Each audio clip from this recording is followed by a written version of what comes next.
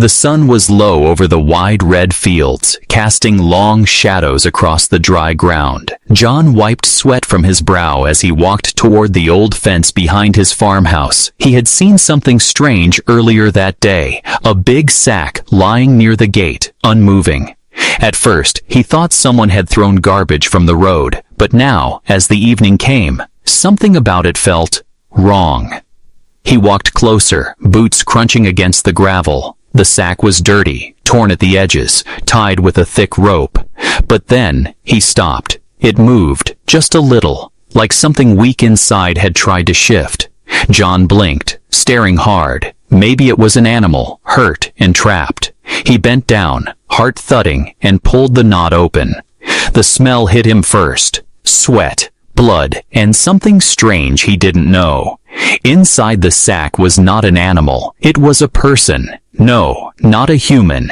A thin, alien woman, barely more than skin and bones, curled tightly like a child. Her skin was soft blue, her arms covered in bruises and scratches, long silver hair stuck to her face, and her clothes, if they could be called that, were torn. She opened her eyes, slowly, blinking against the light, big glowing eyes, filled with fear, and something else. Hope. John stepped back, shocked. What are you doing here? He asked, voice low. She tried to speak, but her lips trembled. No sound came at first. Then finally, a whisper, dry and soft. Please, don't send me away. John looked around, nervous. If the patrols found her here, he would be in trouble. Maybe worse, aliens like her were not allowed to roam free. They were kept in facilities or sent off planet. Some called them dangerous. Others said they were broken, useless, property. But this one, she looked more like a lost child than a threat. He saw the marks on her wrists, tight lines where chains once held her. She wasn't dangerous. She was discarded. What had happened to you? He asked, but she just stared. Her body trembled, and her head dropped, too tired to answer. He couldn't leave her here, not like this. John sighed, looked up at the sky, then bent down and gently lifted the sack. She was so light it felt like carrying a bundle of dry grass. He took her to his shed, a small wooden room behind the house where he kept tools. It was dusty, but dry, and had a soft blanket on a bench. He laid her down and covered her with the blanket. She flinched, but didn't pull away. Instead, she whispered again, "Thank you." John brought her water, and she drank fast, spilling some on herself. Her hands shook badly, and her breathing was uneven. He found a piece of bread and gave it to her. She ate it in small bites, eyes watching him the whole time. He wanted to ask questions, but he stayed silent. He had 100 thoughts racing through his head. Who was she? Why was she thrown out like trash? Was someone looking for her? Would they come for him too? He closed the shed door gently and looked back at her. She had already fallen asleep, hand clutching the corner of the blanket like it was a lifeline. John stood there for a long moment, then turned and walked back to the house. He knew this was trouble, but in his heart, he also knew he couldn't let her be found. Not like this. Not when she looked at him like he was the first safe thing in her life. That night, the wind blew hard across the farm. John sat at his kitchen table, staring at the shed through the window. The stars were bright above, and somewhere out there, a story had begun, one that he was now part of. And in the dark, inside that dusty shed, an alien woman whispered his name in her sleep, even though he had never told her. The next morning, the sun rose soft and golden. Birds chirped quietly in the trees, but John didn't hear them. His eyes were locked on the head, and his mind was filled with questions. He hadn't slept much. How could he? There was a strange alien woman sleeping under his roof, and she wasn't just any alien. She had been thrown away, like garbage. He walked to the shed with slow steps, holding a bowl of warm soup in one hand. His other hand rested on the old tool he had tucked into his belt, just in case. When he opened the door, she was already awake, sitting on the bench. Her eyes met his, calm but guarded, like she didn't know if he'd help her or sell her. "I brought you food," John said softly, placing the bowl down. She stared at it for a moment, then looked up at him. "Why?" she asked, her voice still weak but clearer than last night. John blinked. You looked like you needed it. She tilted her head, unsure how to respond. Most humans would not, she said, lifting the bowl slowly. She ate with careful hands, her body still trembling. John sat on a nearby stool, watching her closely. You have a name? He asked, keeping his tone gentle. She looked at him for a long time, then nodded. Leary, she said. I was called Leary before they took it away. John frowned. Who took it? She paused, her eyes dropping to the floor. The ones who bought me, she whispered. They gave me a number instead. John felt a sharp pain in his chest. He didn't need to ask more to understand. Slavery, testing, whatever they had done to her, it had stolen her name. Now she was trying to remember who she really was. Leary, he repeated. That's a good name. She gave a small nod, the smallest smile on her lips. It was the first time he saw her face soften like that, but the moment was short. Suddenly, a loud noise echoed from far across the fields. A flyer, a patrol ship, zoomed past the sky. Leary dropped the spoon and ducked under the bench, shaking. John stood and peeked through the cracks in the wood. It's gone, he said after a moment. Just passing by. She slowly came out, her face pale. They're hunting, she said. They always are. John narrowed his eyes. You said someone bought you, then threw you away. Leary nodded, then leaned back against the wall, her voice cold now. I was part of a group taken from our moon, sold to scientists, she said. They wanted to test how much pain we could take, how much energy our bodies held. John's hands clenched into fists. They kept us in cold rooms, no light, no food sometimes, she continued. Those who survived were sold again. Her voice broke. Those who didn't were burned. He couldn't believe it. Here he was, living his simple farm life, while across the stars, things like this happened. Why did they throw you out? He asked carefully. Leary touched the back of her neck, where a deep scar glowed faintly. They said I was broken, she whispered. No more use. So they sold me cheap to trash collectors. John stood up, anger rising inside him. You're not broken, he said firmly. She looked at him, surprised. You're alive, and that's something, he added. And you still have a name. Leary. Tears welled in her eyes, but she quickly wiped them away. I don't want to be a burden, she said. If they find me here, you'll be punished. John shrugged. Then I guess we better make sure they don't find you. He brought her fresh clothes later, some old soft ones from his closet. She hesitated before taking them, then whispered, Thank you, John. That was the first time she said his name, and it hit him harder than expected. Over the next few hours, she rested, slowly gaining back some strength. John fixed the barn door, pretending everything was normal, but inside, his heart was heavy.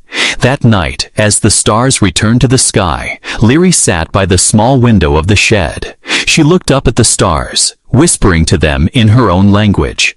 John watched from his kitchen, sipping cold tea, wondering what would come next. He didn't know how long he could keep her hidden, but deep inside, one thing was clear. He couldn't let her go. Not when she had finally spoken her name again. Not when she had finally been seen. And far above, in the shadows of orbit, something unseen blinked to life. A signal had been sent from a scar on her neck. Someone knew she was still alive. The sun had just started climbing when John stepped outside with a cup of hot brew. The fields were quiet, the wind calm, but something in the air felt different today. He couldn't explain it, but his gut told him someone was coming. Inside the shed, Leary sat on the bench, her knees pulled to her chest. She had slept better, her face less pale now, but her eyes still watched every shadow. She no longer flinched when John brought her food. She even smiled once, for just a second, when he said her name again, but that peace didn't last. By mid-morning, John heard a sound he feared. A sharp mechanical hum echoed over the fields. He turned and saw a silver patrol buggy rolling down the dirt path to his farmhouse. 2 officers in dark armor sat inside, faces hidden, badges shining. Leary heard it too. She jumped up, panic spreading across her face. "No, no, not them," she whispered, backing into the corner. John rushed in. "Stay quiet," he said. "Don't move. Don't speak." He pulled the shed door shut and hurried toward the front gate just as the buggy stopped. One of the officers stepped down, tall and stiff. "Citizen John Helmer?" he asked coldly. John nodded. "That's me." "We're doing a scan in this sector," the man said. "There was a lost signal last night. Biotagged. Illegal." John kept his face calm. "I haven't seen anything strange." The second officer walked around the buggy slowly, eyeing the barn and the fields. John's heart pounded. He could almost hear it echo. "You mind if we take a quick look around?" the first officer asked. John forced a casual smile. "Of course, just don't scare the chickens." They split up, one walking toward the barn, the other toward the shed. John walked slowly behind the one near the shed, trying to act normal. Inside, Leary crouched under the bench, her hands gripping the floor. She didn't breathe, didn't blink, didn't move. The officer pushed the shed door open and peeked inside. "Looks like an old tool shed," he muttered, kicking a shovel aside. John stepped up, trying to sound annoyed. "Ain't nothing in there but rust and spiders." The man grunted, stepped back, and moved on. John shut the door again, pretending to fix the latch, but his fingers shook. The scan lasted 15 more minutes, but it felt like hours. Finally, the officers returned to their buggy. "If you see anything odd," the tall one said, "you report it, understood?" John nodded, loud and clear. As they drove away, dust clouding the road, John stood still. He waited until the sound of the engine faded completely before turning back. He rushed to the shed and opened it. Leary was still under the bench, crying quietly. "They're gone," he said softly, kneeling down. "You're safe." She looked up at him, her voice cracking. Why did you lie for me?" John didn't speak for a moment, then said, "Because no one should be hunted for existing." Leary reached out slowly and touched his hand. Her fingers were cold, but something warm passed between them. A soft pulse, like a heartbeat, flowed from her skin to his. He pulled back in surprise. "What was that?" he asked. She looked down, embarrassed. "My kind. We have a bond sense," she said. "We feel connections. Truth, fear, kindness." "And what did you feel just now?" he asked. "Hope," she whispered. For the first time, John didn't know what to say. He stood and looked outside again. "They'll come back," Leary said behind him. "They always come back." He nodded. "Then we'll be ready next time." She tilted her head. "You keep saying we." "Because you're not alone anymore," he said firmly. "Not here." That night, he covered the shed windows and added locks to the outside. He gave her one of his old radios to listen to, music quietly, and a small notebook and pen to write. She began sketching strange symbols, her language, her memories, her pain. He didn't understand it all, but he let her draw. He didn't ask for stories. He let her share them when she wanted, and when she smiled at him before sleeping, John knew the lie he told the officers had been worth it. But far above the planet, in a silent patrol ship, a red light blinked on a black screen. A biosignal had flared for just a second, then vanished. Someone knew Leary was alive, and they were watching the ground below. The night was cold, but quiet. John couldn't sleep again. He lay on his old bed, staring at the cracked ceiling. His thoughts kept drifting back to the shed, and the girl inside it. Leary, the alien who came out of a sack, the one who whispered, "Don't send me away." She had been on his farm for 3 days now, and something had changed in the air. Not just the danger, but something deeper. Between them. That morning, John brought her breakfast again. She sat cross-legged on the floor, sketching strange shapes in the notebook he gave her.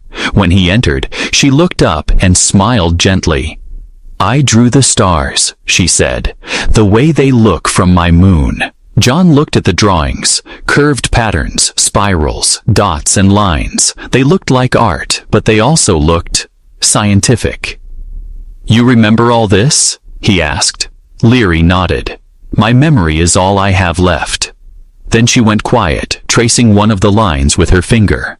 John sat beside her and asked softly, "What really happened to you, Leary?" She didn't answer right away, but her eyes stared past the wall, lost in something far away. "They took me from my family when I was young," she began. "They said I was special. My blood reacted to light, to heat, to sound. They ran tests every day," she whispered. "Machines, needles, voices shouting." John clenched his fists. "And then?" he asked. "They made us power things," she said. "Our energy could charge their weapons, heal wounds, even control machines. But if you got weak, they threw you out." Her voice dropped. "Hey, I was weak." John stood up and paced the room. "That's not weakness, Leary," he said. "That's survival." But Leary didn't respond. Her fingers pressed gently on the back of her neck. John noticed the scar again, deep, red, and glowing faintly. "What is that?" he asked, walking closer. Leary looked down, embarrassed. "It's a tracker," she said. "They cut into my spine to place it." John's heart skipped. "Is it still working?" "I thought it was dead," she whispered. "But I felt it. Blink again after that patrol came." He grabbed his tools and returned with a scanner he used for machines. He held it near her neck. It beeped softly, a tiny green light flashing. "Damn," he muttered. "They can still track you." Leary's eyes filled with fear. "Then you must send me away," she said quickly. "You'll be in danger." But John shook his head. "No," he said firmly. "We remove it." "You can't," she said. "It's fused with nerves. It might kill me." "I know a way," John said slowly, "but it's under the barn." Leary looked confused, but followed him. Behind the barn, hidden by stacks of hay, was a heavy metal door. John pulled it open and led her down a dark stairway. It smelled of oil, old earth, and rust. "What is this?" she whispered. "Storm shelter," John replied. "But I built a workshop here, back when I used to repair things for off-worlders." The underground room was small, but full of strange tools, wires, and screens. In one corner was a medical table, dusty but strong. "I still have some gear from the old days," he said, including a neural cutter. Leary stood frozen. "Why would you risk this? For me?" John looked at her and said simply, "Because you matter." She climbed onto the table, her hands trembling. John powered up the small scanner, adjusted the neural knife, and took a deep breath. "I won't let them hurt you again," he whispered. The room filled with a soft hum. As he began, Leary bit her lip to keep from screaming as the knife burned through layers of skin and metal. John's hands worked carefully. One wrong move and her spine could be damaged. Minutes passed like hours. Then, click, the tracker fell into his hand, black and still glowing. Leary gasped, then passed out, her body going limp. "Leary!" he called, catching her before she rolled off the table. Her pulse was slow, but there, he cleaned the wound, covered it, and held her hand until her breathing became steady again. "You're free," he whispered. "You're really free now." Later that night, while she slept upstairs in the shed, John buried the tracker deep in the woods. He crushed it with a hammer, but it still blinked faintly. He knew it might be too late. In the stars above, a signal changed direction. A ship began moving. Faster than before, something was coming, and it wouldn't be kind. The clouds rolled in fast, dark, heavy, and full of warning. John stood outside the barn, eyes on the sky. Rain was coming, but it wasn't just weather that worried him. The broken tracker was gone, buried deep.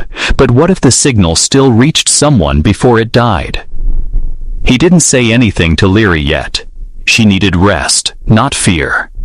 Inside the shed, Leary was awake, sitting by the small window. She had wrapped her shoulders in an old blanket and was sipping warm tea John made. The wound on her neck was healing well. The strange glow was gone, replaced by soft skin and a faint scar. John entered quietly, carrying an old data pad. "I've been thinking," he said. "If someone's coming, we need to be ready." Leary looked up. You think they found the signal? He nodded slowly. It's possible, maybe even likely. She looked down, fingers tightening around the cup. I don't want to bring danger to your home, she whispered. John sat beside her. You didn't bring it, Leary, he said. They did. He turned on the data pad and opened a map of the nearby valley. There's a tunnel system here, he said, pointing to an old mining route. It's abandoned, but it leads to an old outpost, and where I keep a small escape ship, just in case. Leary blinked, surprised. You have a ship? He nodded. Not much, just a two-seater for emergencies. Never thought I'd have to use it. The wind outside began to howl. Thunder rumbled far in the distance. The storm was coming faster than expected. We'll leave tonight, John said. Under the storm cover, no patrol will fly in this weather. Leary stood up slowly, her eyes shining with courage. I'm ready, she said. I don't want to run, but I also don't want to be caught again. John helped her pack. Just a small bag with essentials. Food, tools, the sketchbook, and the teacup she refused to leave behind. Outside, the first drops of rain began to fall, cold, hard, and fast. By nightfall, the rain had turned into a full storm. Lightning split the sky, and the fields flooded with water. But John knew the path by heart. He led Leary down the side hill toward the old tunnel, a lantern in one hand, the other holding her close. The tunnel door was heavy, rusty, but still working. They slipped inside just as the wind slammed hard behind them. Inside was dark, damp, and cold, but safe for now. They moved slowly through the tunnels. Leary's bare feet splashed in shallow water. John stayed close, his lantern lighting the stone path. Above them, thunder cracked like a monster growling through the sky. I used to come here when I was younger, John said, trying to ease the silence. Built secret projects, ran from chores. Never thought I'd be using it to save someone's life. Leary smiled faintly. I never thought someone would fight for mine. They reached a small room in the middle of the tunnel, an old storage bunker. They decided to rest there before moving on to the exit. John set up a small heater and gave her dry clothes from his bag. Leary curled up beside it, watching the flames dance behind the metal grill. The row was quiet, safe, warm. John sat on the floor beside her, breathing deeply. I still don't understand why you trust me, he said. You were hurt by so many humans before. Leary looked at him, her voice calm. Because you looked at me like I was alive, she said. Not broken, not a tool, not a thing, just alive. The storm roared louder above, shaking the ground slightly, but in that tiny room, something else was growing. A quiet connection, not forced, not spoken, but real. Suddenly, a loud ping echoed from John's radio. He grabbed it quickly. A drone had passed overhead and scanned movement through the valley. It had tagged heat signatures heading toward the mines. John cursed under his breath. They're closer than I thought, he said. We have to move now. Leary stood fast, her fear now focused into action. She followed him through the last part of the tunnel, deeper and darker, until finally, they reached a metal hatch with a fingerprint scanner. John pressed his hand to the scanner, and the door slid open with a groan. Rain poured in from outside.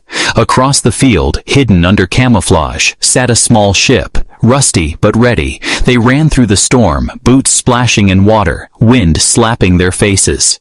Inside the ship, John started the engine. Leary sat beside him, clutching her bag tightly. The ship lifted slowly, shaking from the wind. Just as it rose above the trees, Leary gasped, pointing behind. A black patrol ship had entered the storm, ignoring protocol. They're coming anyway, she said, eyes wide. John pushed the thrusters. Then we'll outrun them, he said. Hold on. And they shot into the night sky, chased by fire and rain. Together, no longer just a farmer and a fugitive, but something more, something unstoppable. The ship rattled as lightning lit up the sky. Winds roared like angry beasts, shaking the small vessel. John held the controls tightly, hands firm, eyes focused. Beside him, Leary gripped the seat, her breath shallow, her eyes never blinking. Behind them, the black patrol ship followed close. Its lights cut through the storm, striking them with cold precision. "They're too fast," Leary said, her voice barely heard over the noise. John gritted his teeth. "We just need to reach the canyon." Ahead, a jagged stretch of land waited, deep cuts in the earth from an old meteor strike. If they could fly low through it, maybe the patrol ship would lose track. Maybe the ship dipped fast, dropping into the canyon. Rocks flashed by both sides, and rain slapped the windows. The patrol ship fired once, missed by inches. John turned sharply, dodging boulders, trees, and death. "Hold on," he shouted.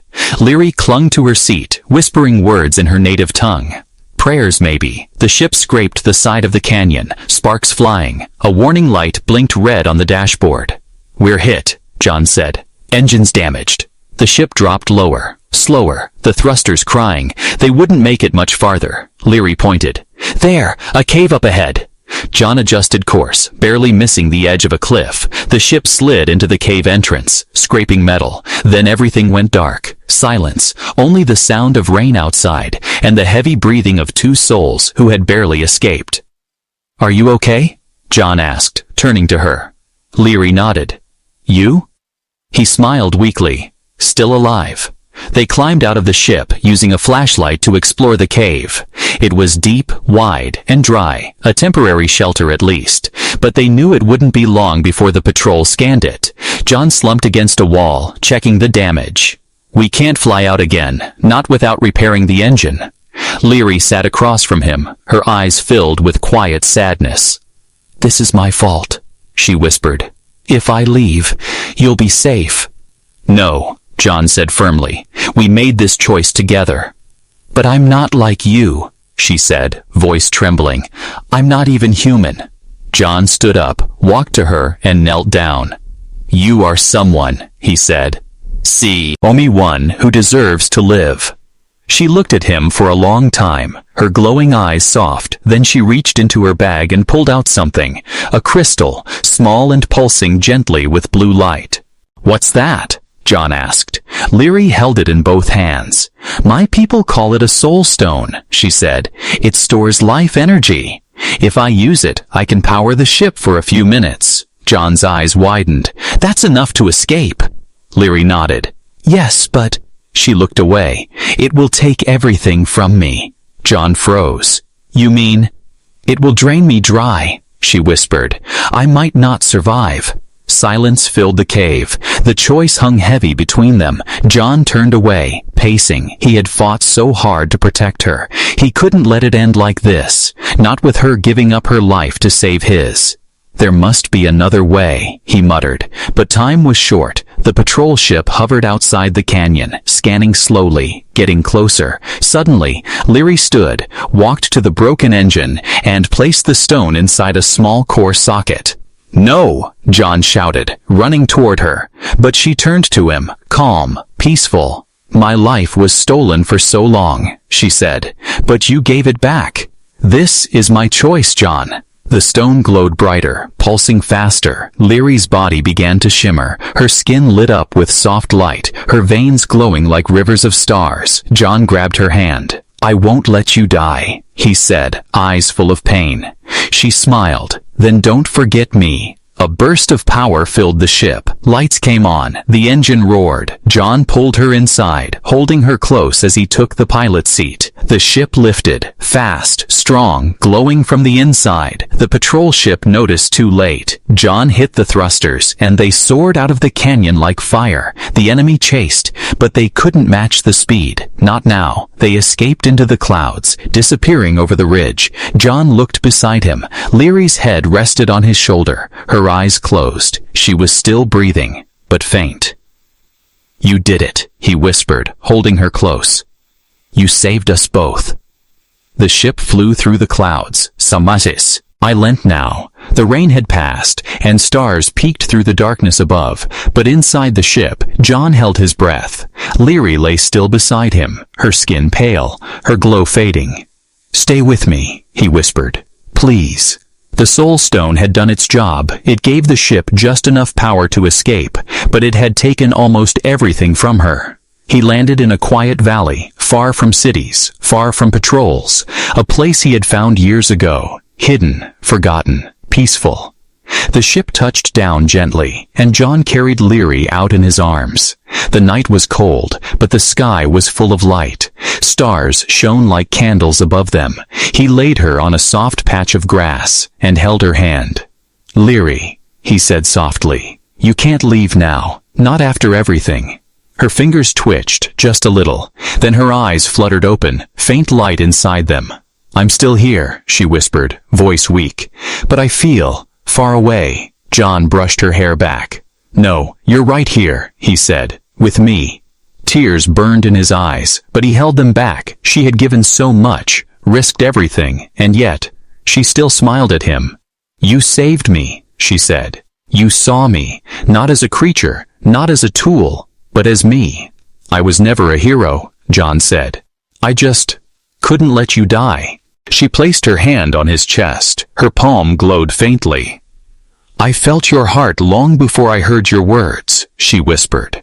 "That's what kept me alive." The stars above began to shift, slow, glowing shapes moving silently. John looked up and gasped. "What is that?" Leary smiled weakly. "My people," she said, "or what's left of them. They heard my call." From the darkness, 3 glowing ships appeared, silent and beautiful. They looked like living crystals, floating through the night sky. One ship hovered above them, casting soft blue light across the grass. Leary's body glowed brighter under the beam. Energy flowed into her slowly, her eyes widening. "They're healing me," she said, tears falling now. "They still remember me." John stood frozen, unsure what would happen next. One of the ships opened slowly, no sound, no words, just light. Leary looked at John, then reached for his hand. "I want you to come," she said softly. John blinked. "With you?" She nodded. "I have no family left," she said. "But you became one." He looked at the ship, then back at her. "What if I don't belong?" She smiled. "You already do." He helped her stand, her body stronger now, the glow returning to her skin. Together, they walked toward the light. The door of the ship welcomed them, warm and open. As they entered, John felt a strange calm in his chest. The pain, the fear, the fighting. It faded. He wasn't just a farmer anymore. He was something more, because he chose kindness when others chose silence. The ship rose slowly into the sky. Below, the valley disappeared into clouds. Above, stars stretched forever. Inside, Leary sat beside him, her hand never leaving his. A voice filled the room. Not loud, not scary, just gentle. "Welcome, human," it said. "You are now part of our circle." John closed his eyes, letting the warmth sink into him. He had no idea where they were going. But he wasn't afraid, because Leary was beside him, and together, they had chosen a different future. One not built on power, but on trust. One not shaped by fear, but by love. And somewhere, far from the pain of the past, a broken alien girl and a lonely human farmer found peace beneath a sky full of light. Together.